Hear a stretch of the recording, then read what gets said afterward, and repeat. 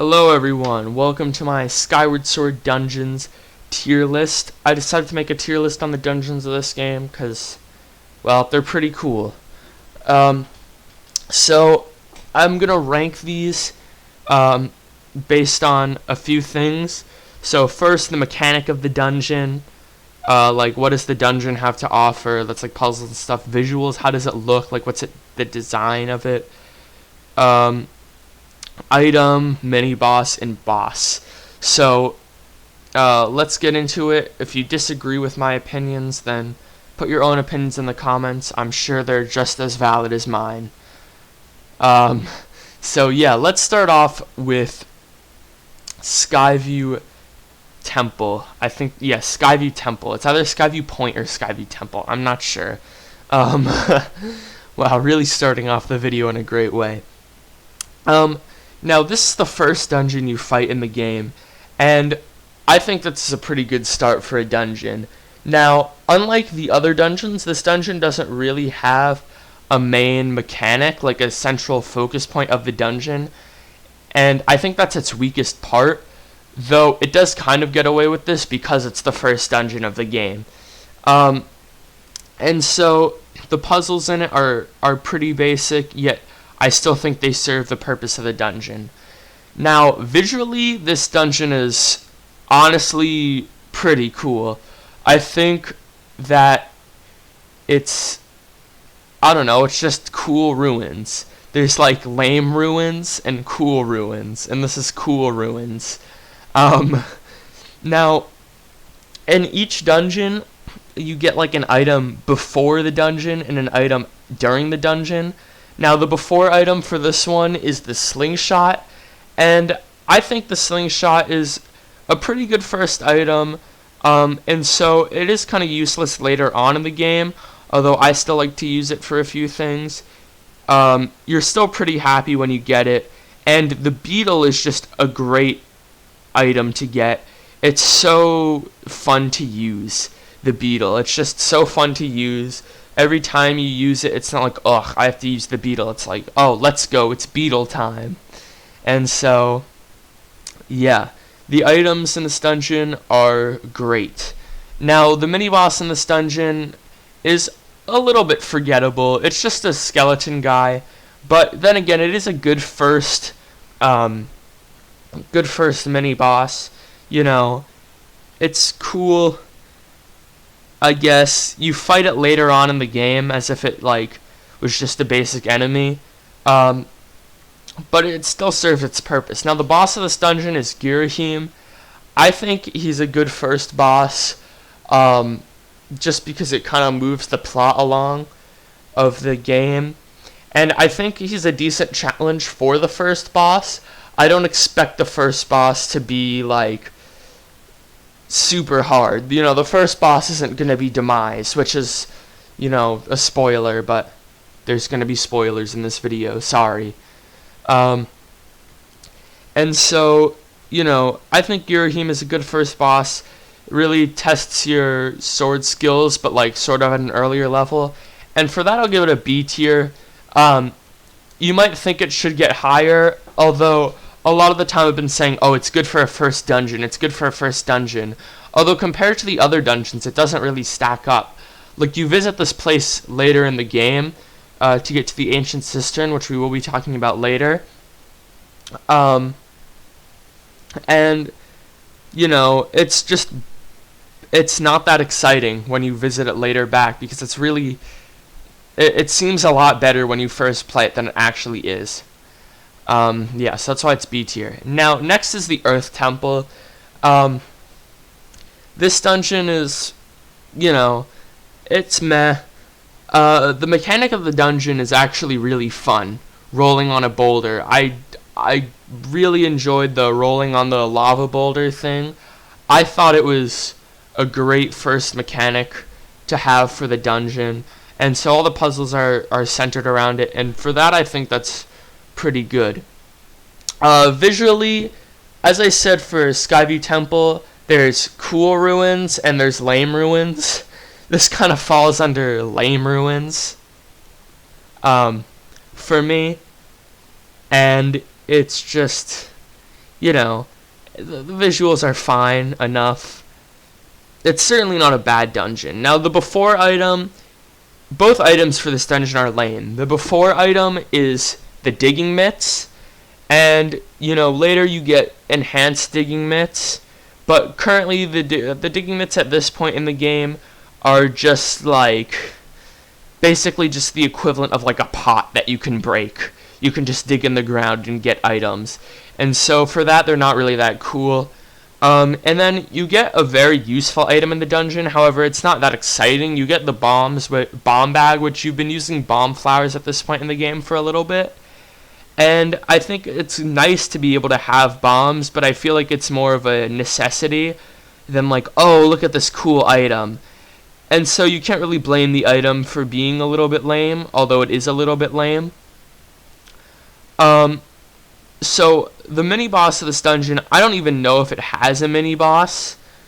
You're introduced to Lizalfos, but I don't know if those are the mini boss because you fight them all throughout the dungeon. Yeah, and then the boss is pretty lame. The boss is like Scaldera. It's just a giant rock that you fight. It's kind of lame. And for that, I'm going to put this in B tier next to Skyview Temple. You might be a little bit confused as to why I said so many good things about this and made it seem like this dungeon was so mediocre.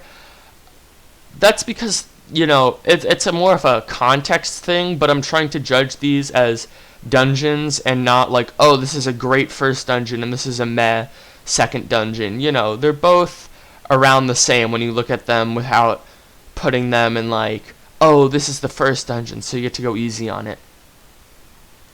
Now, next is Lanayru Mining Facility, and I think this dungeon is great. Now, the mechanic... Oh, I just banged my knee on my desk. Ow. Ouch. Okay. The mechanic of this dungeon... Ouch.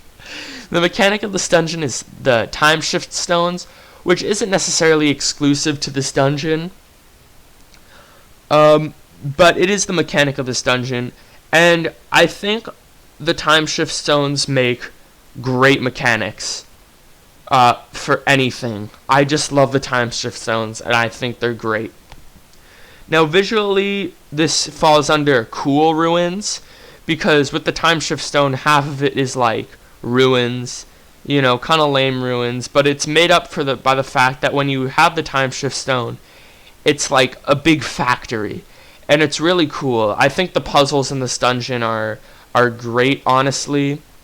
Now, the before item is an upgrade to the beetle, the hook beetle. It's actually a pretty good upgrade because, you know, it makes the beetle capable of a lot more. Although it's not really a unique item, I still think it's cool. Yeah, so the item you get during the dungeon is, oh man, oh, you get the gust jar. Yeah, is it called the gust jar? I think. You get something that blows dust, and I think it's really cool. Or is it called the gust bellows? I don't know. Anyway, I think it's really cool because, you know, you'd think just like blowing dust is lame, but it's actually pretty cool. You activate things this way, and I just like it a lot. The mini-boss, I don't remember the mini-boss, so, you know, that doesn't say too many good things, considering I don't remember the mini-boss. And the boss of this dungeon is really lame. You fight it again, and it feels like, I don't know, it's just not that cool, the boss. But that being said, I actually really like this dungeon. It's the first longer dungeon of the game, and I just think it's very good. I'm going to give it A tier because I really like this dungeon. Now, next is the Ancient Cistern, and I'm just going to go ahead and do this already because you guys already know this is going to be an S tier. This dungeon is great. So, the mechanic of it is this like lowering and raising of the main platform, and I just think that's a great mechanic because, you know, there's so many like more little things in this dungeon, and so the mechanic doesn't need to be like super big, but I think it works perfectly for this dungeon. Now, visually, it's just amazing. It's the best looking dungeon in the whole game, and, you know, I just think it's great. I really like how this dungeon looks. Now, the before item you get is also a great item. It's the dragon scale that makes you swim really well. And I think the swimming in this game is super fun. I think it works super well. And I think this dungeon uses swimming amazingly. Now, the item you get during is the only kind of weak part of this. Actually, there's two weak parts. But the item you get during is the whip. And it's the item that you don't really use that much outside of its respective dungeon, although you do use it more than you used like the spinny thing from Twilight Princess. It's the item you use the least in this game, although it is still a pretty cool item. Now, the mini boss of this dungeon, I personally think, is more of a testament to the combat not being that good. But I just think the mini boss required you to be a little bit too precise for how like wonky the controls can be at times, so I didn't really like the mini boss that much. But the boss of this dungeon was great. It's the best boss in the game. You fight like this robot dude, use the swords against him. It's great. I mean, you guys already know this dungeon is great. Now, next up we have the sand ship. Now, the sand ship is a pretty cool dungeon. I actually really like this dungeon, and I don't think I'm like saying a super unpopular opinion here when I say this dungeon is also great. Now, the mechanic of this dungeon, similarly to Lanayru Mining Facility, is the time shift stones, but there's only one time shift stone in the dungeon, and so it revolves around you trying to solve the puzzles in this dungeon all around one time shift stone. It isn't that long of a dungeon, which is great, and so it's short and sweet. The item you get before is the hook shots. Great item.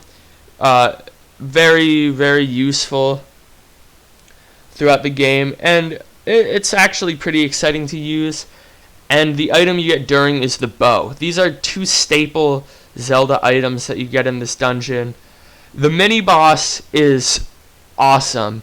You're like fighting this pirate robot dude. Essentially, you're at the dungeon. You're also helping this like other pirate, and then this mean pirate is like the mini boss of the dungeon. I guess they were like rivals or something. And it's just a super cool mini boss. You're like fencing him, I guess. I don't know, it's really cool. Though the boss of this dungeon it's lame. Like, I don't think anyone really likes the boss of this dungeon. It's just not that good. It's not exciting to fight. So that's the big thing. One other complaint I have with this dungeon is that the mechanic of it can be a little bit slow at times, because every time you want to shift time, you got to go all the way up and then all the way back to where you were. And, you know, if you're doing it right, then you shouldn't have to switch that much.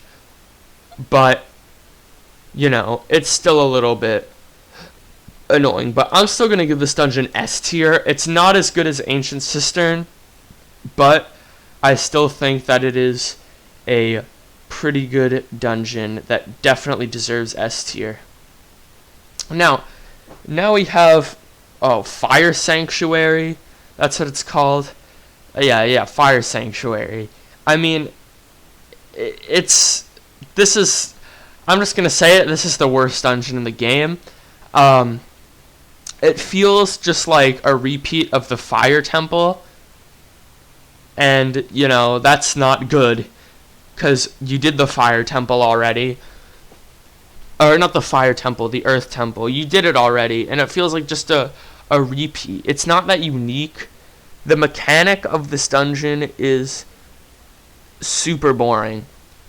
I'll get into it more at the item, actually, because it more has to do with that than just a section on its own. Now, the visuals of this dungeon, again, very similar to the Earth Temple, except it feels more put together. you know, maybe lore-wise they were connected at some point. But honestly, I don't think this dungeon is that good. Visually, it still feels like a repeat. Now, the before item you get is the Fire Shield earrings. Super lame item. It's just like it prevents you from burning alive. It feels like you've just like unlocked a magic barrier instead of getting an actual item, which like I get sometimes it has to be like a progression based item, but it's still a little bit lame. And the during item is an upgrade of your digging mitts called the Moldoga. I think Moldoga? Yeah. They're mitts. And this lets you like dig underground. And this is the main mechanic of the dungeon. I do not like digging underground. You have to fight like these annoying worm guys. They're just super annoying. They take forever to kill. They're not fun. They're not really like dangerous either. And you just slowly crawl underground as you solve puzzles. And finally, the boss of this is Girahim again. The second time you fight him, he's pretty much the same, except he's harder. And, you know, it's not a fun fight. It feels like just a harder version of the first one. And, you know, you might be thinking, oh, this is an F tier dungeon. I'm going to give it C tier because, you know, it's still Skyward Sword. And all these dungeons are still good. This isn't necessarily a bad dungeon. It's just the worst out of all these dungeons. So I'm not going to give it F tier because I do think it's a good dungeon. You know, the puzzles are good. It just doesn't feel very unique and it's boring. And so that's why it's in C tier. Now, finally is Skykeep. And I think Skykeep is a super fun final dungeon. Now, because it's the final dungeon, it's a little bit different from the other ones. But essentially, the mechanic of this dungeon is you get to shift the rooms around. And it's like a big sliding puzzle. And I think that puzzle is great. Now, although you shift the rooms around and stuff, you also, like, oh, what do you do? Oh, yeah, sorry, I just had my mind just blanked there for a second. It's also based around all the other dungeons, and while, again, the Earth Temple room and the Sky, and the, Fire Sanctuary room feel a little bit similar, all of the rooms feel distinct enough from each other, and I think this is a great final dungeon. And so visually it looks like those dungeons that you're in. Those are just the rooms. So it kind of emulates the other dungeons. Now the item you get before is, I don't even know the item you get before. It's the final dungeon, and so you're not really, you know, getting anything before or during, which it's not disappointing because it's the final dungeon. You know, it's meant to be sort of a conclusion to the game, and I'm willing to give this dungeon a pass as being the final dungeon instead of, or more than giving Skyview Temple a pass for being the first dungeon, because with Skyview Temple there is more to go. With this, the game kind of has to end. And so, I think, all things considered, it's very good for that. Now, the boss, you could say this dungeon doesn't have a boss, but you could also say it does have a boss. It doesn't change my rating. If it did have a boss, it would be Girahim 3, which is a very unique fight. At the beginning of it, you have to fight a big horde of enemies, and that's kind of boring. You know, you don't really want to have to do that. And so, yeah, but I still think even with or without the boss, it's still the same ranking. I'm going to put at A tier because I really like this dungeon. So yeah, that's my tier list about the Skyward Sword dungeons. I hope you enjoyed. If you did enjoy this, subscribe, share the video with your friends, like the video. And yeah, I will see you guys next time. Bye.